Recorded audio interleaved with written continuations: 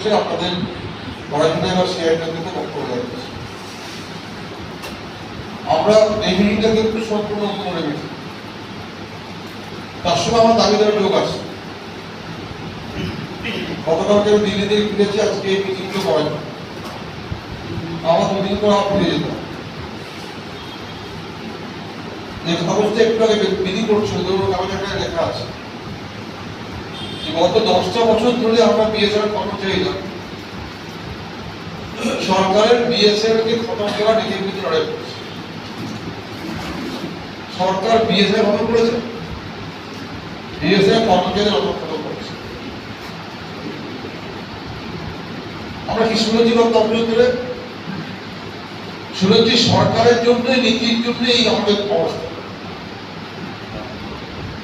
এটা কিছু আমাকে বুঝিয়ে বলতে হবে না। শিক্ষামন্ত্রী ভালো করে জানে আমাদের জীবনে এই পরিচয় কেন হলো। ক্যান্সারের পর জানে 7 বছর পর বেতন পাইনি, পাইনি। সম্পদ আপনাদের নেতা জেনে গেছে 20 বছরে তার শুধু বিএসএফ 22 বছরে, এখন তার বয়স 50।